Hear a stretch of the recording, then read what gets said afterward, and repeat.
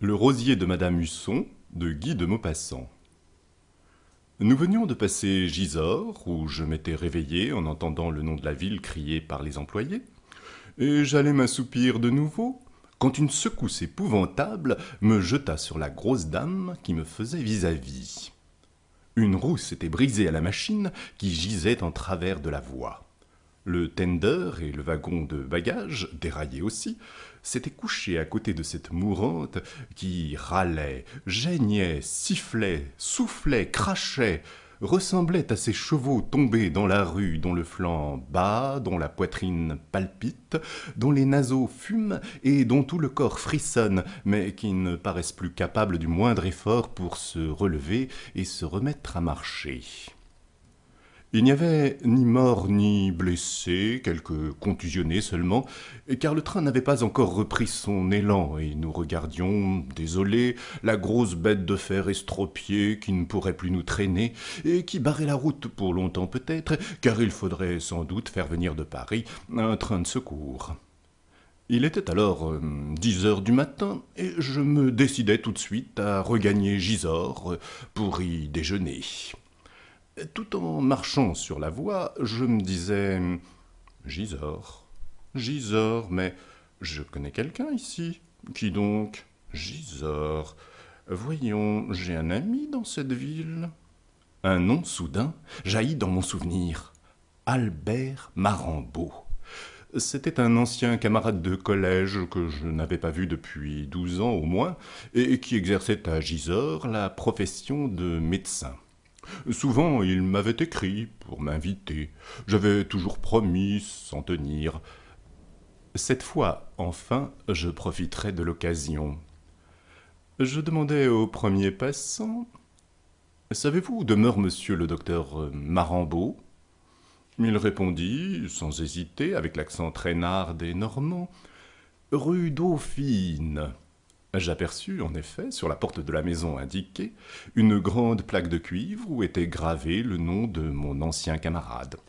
Je sonnai, mais la servante, une fille à cheveux jaunes, aux gestes lents, répétait d'un air stupide « Y est pas, y est pas !» J'entendais un bruit de fourchettes et de verres, et je criai « Hé, Marambeau !» Une porte s'ouvrit, et un gros homme à favoris parut, l'air mécontent, une serviette à la main. Certes, je ne l'aurais pas reconnu. On lui aurait donné 45 ans au moins, et en une seconde, toute la vie de province m'apparut, qui alourdit, épaissit et vieillit. Dans un seul élan de ma pensée, plus rapide que mon geste pour lui tendre la main, je connus son existence, sa manière d'être, son genre d'esprit et ses théories sur le monde. Je devinais les longs repas qui avaient arrondi son ventre, les somnolences après dîner, dans la torpeur d'une lourde digestion arrosée de cognac, et les vagues regards jetés sur les malades avec la pensée de la poule rôtie qui tourne devant le feu. Ces conversations sur la cuisine, sur le cidre, l'eau-de-vie et le vin, sur la manière de cuire certains plats et de bien lier certaines sauces, me furent révélées, rien qu'en apercevant l'empâtement rouge de ses joues, la lourdeur de ses lèvres, l'éclat morne de ses yeux. Je lui dis « Tu ne me reconnais pas, je suis Raoul Aubertin. » Il ouvrit les bras et faillit m'étouffer, et sa première phrase fut celle-ci. « Tu n'as pas déjeuné au moins ?»« Non. »« Quelle chance. Je me mets à table et j'ai une excellente truite. » 5 minutes plus tard, je déjeunais en face de lui. Je lui demandai « Tu es resté garçon ?»« Parbleu. »« Et tu t'amuses ici ?»« Oh, je ne m'ennuie pas, je m'occupe. » J'ai des malades, des amis, je mange bien, je me porte bien, j'aime à rire et chasser, ça va. La vie n'est pas trop monotone dans cette petite ville? Non, mon cher, quand on sait s'occuper. Une petite ville, en somme, c'est comme une grande. Les événements et les plaisirs y sont moins variés, mais on leur prête plus d'importance. Les relations y sont moins nombreuses, mais on se rencontre plus souvent. Quand on connaît toutes les fenêtres d'une rue, chacune d'elles vous occupe et vous intrigue davantage qu'une rue entière à Paris. C'est très amusant, une petite ville, tu sais, très amusant. Très amusant. Tiens, celle-ci, Gisors, je la connais sur le bout du doigt depuis son origine jusqu'à aujourd'hui. Tu n'as pas idée comme son histoire est drôle. Tu es de Gisors? Moi? Non, je suis de Gournay, sa voisine et sa rivale. Gournay est à Gisors ce que Lucullus était à Cicéron. Ici, tout est pour la gloire, on dit « les orgueilleux de Gisors ». À Gournay, tout est pour le ventre, on dit « les maques de Gournay ». Gisors méprise Gournay, mais Gournay rit de Gisors. C'est très comique ce pays-ci. Je m'aperçus que je mangeais quelque chose de vraiment exquis. Des œufs mollets enveloppés dans un fourreau de gelée de viande aromatisée aux herbes et légèrement saisis dans la glace. Je dis en claquant la langue pour flatter Marambout. Bon, ceci. Il sourit. 2 choses nécessaires. De la bonne gelée, difficile à obtenir, et de bons œufs. Oh, les bons œufs, que c'est rare, avec le jaune un peu rouge, bien savoureux. Moi, j'ai 2 basses-cours, une pour l'œuf, l'autre pour la volaille. Je nourris mes pondeuses d'une manière spéciale. J'ai mes idées. Dans l'œuf comme dans la chair du poulet, du bœuf ou du mouton, dans le lait, dans tout, on retrouve et on doit goûter le suc, la quintessence des nourritures antérieures de la bête. Comme on pourrait mieux manger si on s'occupait davantage de cela. Je riais. Tu es donc gourmand? Parbleu! Il n'y a que les imbéciles qui ne soient pas gourmands. On est gourmand comme on est artiste, comme on est instruit, comme on est poète. Le goût, mon cher, c'est un organe délicat, perfectible et respectable comme l'œil et l'oreille. Manquer de goût, c'est être privé d'une faculté exquise, de la faculté de discerner la qualité des aliments, comme on peut être privé de celle de discerner les qualités d'un livre ou d'une œuvre d'art. C'est être privé d'un sens essentiel, d'une partie de la supériorité humaine. C'est appartenir à une des innombrables classes d'infirmes, de disgraciés et de sots dont se compose notre race. C'est avoir la bouche bête, en un mot, comme on a l'esprit bête. Un homme qui ne distingue pas une langouste d'un homard. Un hareng, cet admirable poisson qui porte en lui toutes les saveurs, tous les arômes de la mer, d'un maquereau ou d'un merlan, et une poire crassane d'une duchesse, est comparable à celui qui confondrait Balzac avec Eugène Sue, une symphonie de Beethoven avec une marche militaire d'un chef de musique de régiment, et l'Apollon du Belvédère avec la statue du général de Blamont. Mais qu'est-ce donc que le général de Blamont? Ah, c'est vrai, tu ne sais pas. On voit bien que tu n'es point de Gisors. Mon cher, je t'ai dit tout à l'heure qu'on appelait les habitants de cette ville les orgueilleux de Gisors, et jamais épithète ne fut mieux méritée. Mais déjeunons d'abord et je te parlerai de notre ville en te la faisant visiter. Il cessait de parler de temps en temps pour boire lentement un demi-verre de vin qu'il regardait avec tendresse en le reposant sur la table. Une serviette nouée au col, les pommettes rouges, l'œil excité, les favoris épanouis autour de sa bouche en travail. Il était amusant à voir. Il me fit manger jusqu'à la suffocation. Puis, comme je voulais regagner la gare, il me saisit le bras et m'entraîna par les rues. La ville, d'un joli caractère provincial, dominée par sa forteresse, le plus curieux monument de l'architecture militaire du XIIe siècle qui soit en France, domine à son tour une longue vallée où les lourdes vaches de Normandie broutent et ruminent dans les pâturages. Le docteur me dit « Gisors, ville de 4000 habitants, aux confins de l'Eure, mentionnée déjà dans les commentaires de Jules César, Caesaris Ostium, puis Caesartium, Caesortium, Gisortium, Gisors. Je ne te mènerai pas visiter le campement de l'armée romaine, dont les traces sont encore très visibles. » Je riais et je répondis « Mon cher, il me semble que tu es atteint d'une maladie spéciale que tu devrais étudier, toi, médecin, et qu'on appelle l'esprit de clocher. » Il s'arrêta net. L'esprit de clocher, mon ami, n'est pas autre chose que le patriotisme naturel. J'aime ma maison, ma ville et ma province par extension, parce que j'y trouve encore les habitudes de mon village. Mais si j'aime la frontière, si je la défends, si je me fâche quand le voisin y met le pied, c'est parce que je me sens déjà menacé dans ma maison, parce que la frontière que je ne connais pas est le chemin de ma province. Ainsi, moi, je suis normand, un vrai normand. Eh bien, malgré ma rancune contre l'allemand et mon désir de vengeance, je ne le déteste pas, je ne le hais pas d'instinct comme je hais l'anglais, l'ennemi véritable, l'ennemi héréditaire, l'ennemi naturel du normand, parce que l'anglais a passé sur ce sol habité par mes aïeux, l'a pillé et ravagé 20 fois, et que l'aversion de ce peuple perfide m'a été transmise avec la vie par mon père. Tiens, voici la statue du général. Mais quel général? Le général de Blanmont. Il nous fallait une statue. Nous ne sommes pas pour rien les orgueilleux de Gisors. Alors nous avons découvert le général de Blanmont. Regarde donc la vitrine de ce libraire. Il m'entraîna vers la devanture d'un libraire où une quinzaine de volumes jaunes, rouges ou bleus attiraient l'œil. En lisant les titres, un rire fou me saisit. C'était Gisors, ses origines, son avenir, par Monsieur X, membre de plusieurs sociétés savantes. Histoire de Gisors par l'abbé A. Gisors de César à nos jours par Monsieur B, propriétaire. Gisors et ses environs par le docteur C. D. Les gloires de Gisors par un chercheur. Mon cher, reprit Marambo, il ne se passe pas une année, tu entends bien, sans que paraisse ici une nouvelle histoire de Gisors. Nous en avons 23.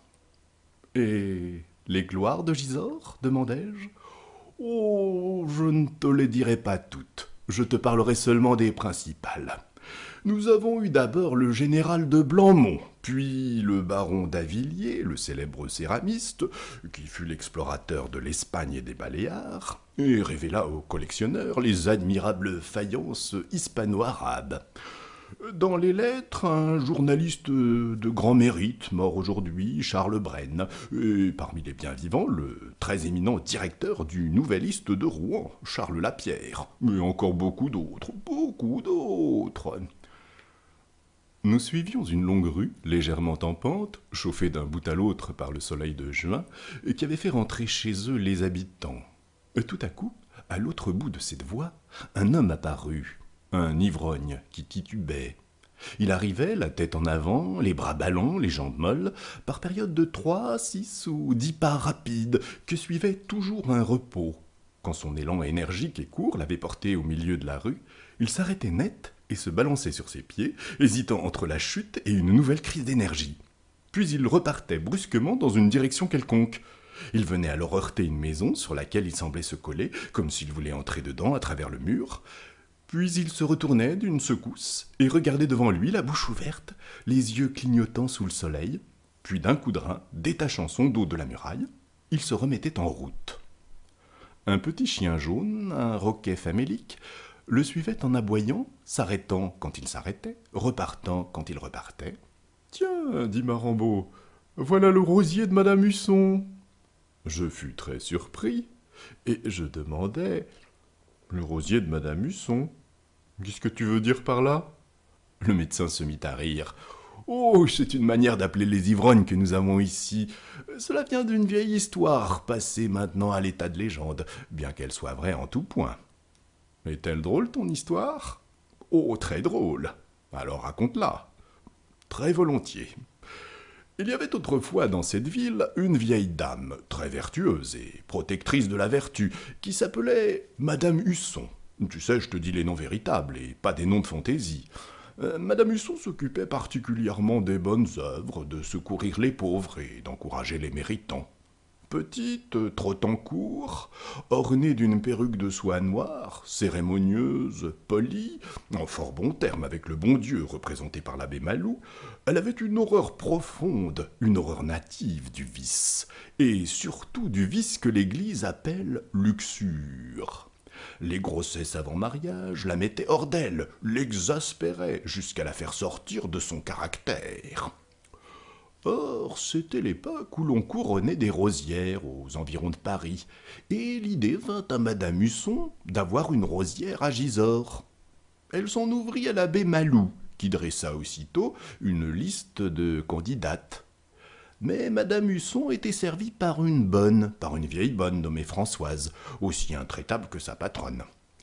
Dès que le prêtre fut parti, la maîtresse appela sa servante et lui dit « Tiens, Françoise, voici les filles que me propose monsieur le curé pour le prix de vertu. Tâche de savoir ce qu'on pense d'elles dans le pays. » Et Françoise se mit en campagne. Elle recueillit tous les potins, toutes les histoires, tous les propos, tous les soupçons. Pour ne rien oublier, elle écrivait cela avec la dépense sur son livre de cuisine et le remettait chaque matin à Madame Husson, qui pouvait lire, après avoir ajusté ses lunettes sur son nez mince. Pain, 4 sous. Lait, 2 sous. Beurre, 8 sous. Malvina Levesque, ça dérange l'an dernier avec Mathurin Poilu. Un gigot, 25 sous. Sel, 1 sou. Rosalie Vatinel, qui a été rencontrée dans le bois Riboudet avec César Pied-Noir par Madame Onésime Repasseuse le 20 juillet à la Brune. Radis, 1 sou. Vinaigre, 2 sous. Sel d'oseille, 2 sous. Joséphine Durdan, qu'on ne croit pas qu'elle a fauté nonobstant qu'elle acte en correspondance avec le Philoportin qui est en service à Rouen, et qui lui a envoyé un bonnet en cadeau par la diligence. Pas une ne sortit intacte de cette enquête scrupuleuse. Françoise interrogeait tout le monde, les voisins, les fournisseurs, l'instituteur, les sœurs de l'école, et recueillait les moindres bruits. Comme il n'est pas une fille dans l'univers sur qui les commères n'aient jasé, il ne se trouva pas dans le pays une seule jeune personne à l'abri d'une médisance. Or, Madame Husson voulait que la rosière de Gisors, comme la femme de César, ne fût même pas soupçonnée, et elle demeurait désolée, désespérée, devant le livre de cuisine de sa bonne. On élargit alors le cercle des perquisitions jusqu'au village environnant. On ne trouva rien. Le maire fut consulté. Ses protégés échouèrent. Celles du docteur Barbesol n'eurent pas plus de succès, malgré la précision de ses garanties scientifiques. Or, un matin, Françoise, qui rentrait d'une course, dit à sa maîtresse « Voyez-vous, madame, si vous voulez couronner quelqu'un, il n'y a qu'Isidore dans la contrée. » Madame Husson resta rêveuse. Elle le connaissait bien, Isidore, le fils de Virginie, la fruitière. Sa chasteté proverbiale faisait la joie de Gisors depuis plusieurs années déjà, servait de thème plaisant aux conversations de la ville et d'amusement pour les filles qui s'égayaient à le taquiner. Âgé de 20 ans passés, grand, gauche, lent et craintif, il aidait sa mère dans son commerce et passait ses jours à éplucher des fruits ou des légumes assis sur une chaise devant la porte. Il avait une peur maladive des jupons qui lui faisait baisser les yeux dès qu'une cliente le regardait en souriant, et cette timidité bien connue le rendait le jouet de tous les espiègles du pays. Les mots hardis, les gauloiseries, les allusions graveleuses le faisaient rougir si vite que le docteur Barbesol l'avait surnommé le thermomètre de la pudeur. Savait-il ou ne savait-il pas, se demandaient les voisins, les malins. Était-ce le simple pressentiment de mystère ignoré et honteux, ou bien l'indignation pour les vils contacts ordonnés par l'amour, qui semblait émouvoir si fort le fils de la fruitière Virginie? Les galopins du pays, en courant devant sa boutique, hurlaient des ordures à pleine bouche afin de le voir baisser les yeux, et les filles s'amusaient à passer et repasser devant lui, en chuchotant des polissonneries qu'il faisait rentrer dans la maison. Les plus hardis le provoquaient ouvertement pour rire, pour s'amuser, lui donner des rendez-vous, lui proposer un tas de choses abominables. Donc, Madame Husson était devenue rêveuse. Certes, Isidore était un cas de vertu exceptionnel, notoire, inattaquable. Personne, parmi les plus sceptiques, parmi les plus incrédules, n'aurait osé soupçonner Isidore de la plus légère infraction à une loi quelconque de la morale. On n'avait jamais vu non plus dans un café, jamais rencontré le soir dans les rues. Il se couchait à 8 heures et se levait à 4. C'était une perfection, une perle. Cependant, Madame Husson hésitait encore. L'idée de substituer un rosier à une rosière la troublait, l'inquiétait un peu, et elle se résolut à consulter l'abbé Malou. L'abbé Malou répondit « Qu'est-ce que vous désirez récompenser, madame ? C'est la vertu, n'est-ce pas ? Et rien que la vertu. Que vous importe alors qu'elle soit mâle ou femelle ? La vertu est éternelle. Elle n'a pas de patrie et pas de sexe. Elle est la vertu. » Encouragée ainsi, Madame Husson alla trouver le maire. Il approuva tout à fait. « Nous ferons une belle cérémonie, dit-il, et une autre année, si nous trouvons une femme aussi digne qu'Isidore, nous couronnerons une femme. C'est même là un bel exemple que nous donnerons à Nanterre. Ne soyons pas exclusifs, accueillons tous les mérites. » Isidore, prévenu, rougit très fort et sembla content. Le couronnement fut donc fixé au 15 août, fête de la Vierge Marie et de l'empereur Napoléon. La municipalité avait décidé de donner un grand éclat à cette solennité, et on avait disposé l'estrade sur les couronneaux, charmant prolongement des remparts de la vieille forteresse où je te mènerai tout à l'heure. Par une naturelle révolution de l'esprit public, la vertu d'Isidore, bafouée jusqu'à ce jour, était devenue soudain respectable et enviée depuis qu'elle devait lui rapporter 500 francs, plus un livret de caisse d'épargne, une montagne de considération et de la gloire à revendre. Les filles, maintenant, regrettaient leur légèreté, leur rire, leurs allures libres, et Isidore, bien que toujours modeste et timide, avait pris un petit air satisfait qui disait sa joie intérieure. Dès la veille du 15 août, toute la rue Dauphine était pavoisée de drapeaux. Ah, j'ai oublié de te dire à la suite de quel événement cette voie avait été appelée rue Dauphine. Il paraîtrait que la Dauphine, une Dauphine, je ne sais plus laquelle, visitant Gisors, avait été tenue si longtemps en représentation par les autorités que, au milieu d'une promenade triomphale à travers la ville, elle arrêta le cortège devant une des maisons de cette rue et s'écria « Oh, la jolie habitation, comme je voudrais la visiter. À qui donc appartient-elle » On lui nomma le propriétaire, qui fut cherché, trouvé et amené, confus et glorieux, devant la princesse. Elle descendit de voiture, entra dans la maison, prétendit la connaître du haut en bas, et resta même enfermée quelques instants seule dans une chambre. Quand elle ressortit, le peuple, flatté de l'honneur fait à un citoyen de Gisors, hurla « Vive la Dauphine !» Mais une chansonnette fut rimée par un farceur et la rue garda le nom de l'Altesse royale, car la princesse très pressée, sans cloche, prêtre ou bedeau, l'avait avec un peu d'eau baptisée. Mais je reviens à Isidore. On avait jeté des fleurs tout le long du parcours du cortège, comme on fait aux processions de la Fête-Dieu. La garde nationale était sur pied, sous les ordres de son chef, le commandant Desbarres, un vieux solide de la grande armée, qui montrait avec orgueil, à côté du cadre contenant la croix d'honneur donnée par l'empereur lui-même, la barbe d'un cosaque cueilli d'un seul coup de sabre au menton de son propriétaire par le commandant pendant la retraite de Russie.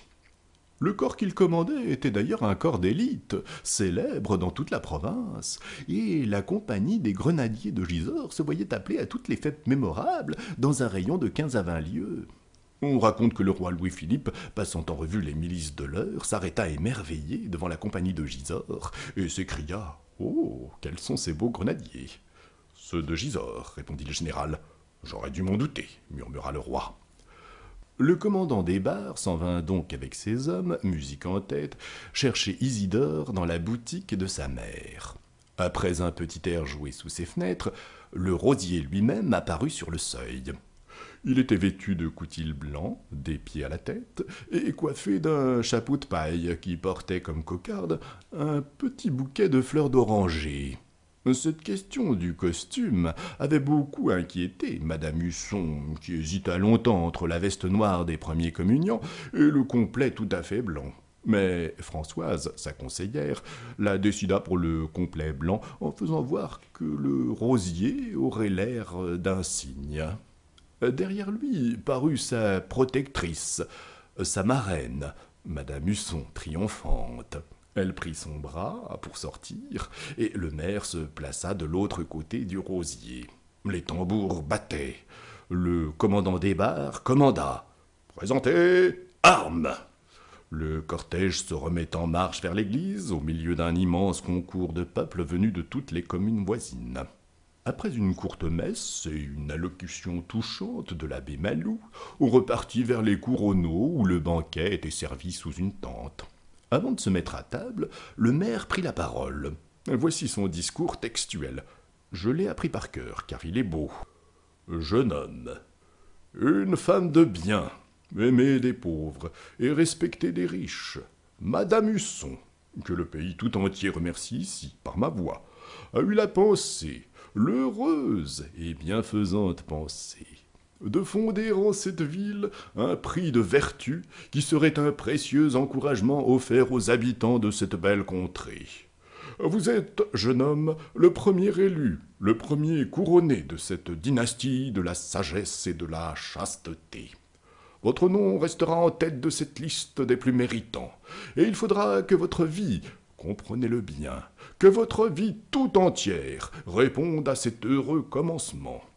Aujourd'hui, en face de cette noble femme qui récompense votre conduite, en face de ces soldats citoyens qui ont pris les armes en votre honneur, en face de cette population émue, réunie pour vous acclamer, ou plutôt pour acclamer en vous la vertu, vous contractez l'engagement solennel envers la ville, envers nous tous, de donner jusqu'à votre mort l'excellent exemple de votre jeunesse.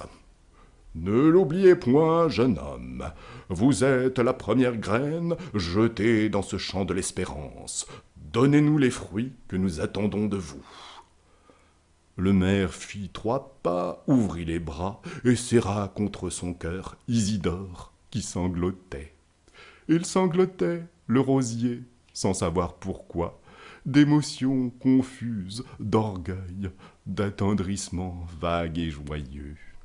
Puis le maire lui mit dans une main une bourse de soie où sonnait de l'or, 500 francs en or, et dans l'autre un livret de caisse d'épargne. Et il prononça d'une voix solennelle « Hommage, gloire et richesse à la vertu ». Le commandant des barres hurlait « Bravo !» Les grenadiers vociféraient, le peuple applaudit. À son tour, Madame Husson s'essuya les yeux.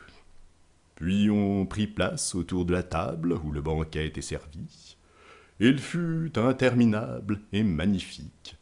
Les plats suivaient les plats, le cidre jaune et le vin rouge fraternisaient dans les verres voisins et se mêlaient dans les estomacs. Les chocs d'assiettes, les voix et la musique qui jouaient en sourdine faisaient une rumeur continue, profonde, s'éparpillant dans le ciel clair où volaient les hirondelles. Madame Husson rajustait par moments sa perruque de soie noire, chavirée sur une oreille, et causait avec l'abbé Malou. Le maire, excité, parlait politique avec le commandant des barres. Isidore mangeait, Isidore buvait comme il n'avait jamais bu et mangé. Il prenait et reprenait de tout, s'apercevant pour la première fois qu'il est doux de sentir son ventre s'emplir de bonnes choses qui font plaisir d'abord en passant dans la bouche. Il avait desserré adroitement la boucle de son pantalon qu'il serrait sous la pression croissante de son bedon, et, silencieux, un peu inquiété cependant par une tache de vin tombée sur son veston de coutil, il cessait de mâcher pour porter son verre à sa bouche et l'y garder le plus possible, car il goûtait avec lenteur. L'heure des toasts sonna. Ils furent nombreux et très applaudis. Le soir venait, on était à table depuis midi. Déjà flottaient dans la vallée les vapeurs fines et laiteuses, légers vêtements de nuit des ruisseaux et des prairies. Le soleil touchait à l'horizon, les vaches beuglaient au loin dans les brumes des pâturages. C'était fini, on redescendait vers Gisors. Le cortège, rompu maintenant, marchait en débandade. Madame Husson avait pris le bras d'Isidore et lui faisait des recommandations nombreuses, pressantes, excellentes. Ils s'arrêtèrent devant la porte de la fruitière, et le rosier fut laissé chez sa mère. Elle n'était point rentrée. Invitée par sa famille à célébrer aussi le triomphe de son fils, elle avait déjeuné chez sa sœur après avoir suivi le cortège jusqu'à la tente du banquet. Donc, Isidore resta seul dans la boutique où pénétrait la nuit. Il s'assit sur une chaise, agité par le vin et par l'orgueil, et regarda autour de lui. Les carottes, les choux, les oignons répandaient dans la pièce fermée leur forte senteur de légumes, leurs arômes jardiniers et rudes, auxquels se mêlait une douce et pénétrante odeur de fraises et le parfum léger, le parfum fuyant d'une corbeille de pêche. Le rosier en prit une et la mangea à pleines dents, bien qu'il eût le ventre rond comme une citrouille. Puis, tout à coup, affolé de joie, il se mit à danser, et quelque chose sonna dans sa veste. Il fut surpris, enfonça ses mains en ses poches et ramena la bourse aux 500 francs qu'il avait oubliés dans son ivresse. 500 francs! Quelle fortune! Il versa les louis sur le comptoir et les étala d'une lente caresse de sa main grande ouverte pour les voir tous en même temps. Il y en avait 25, 25 pièces rondes en or, tout en or.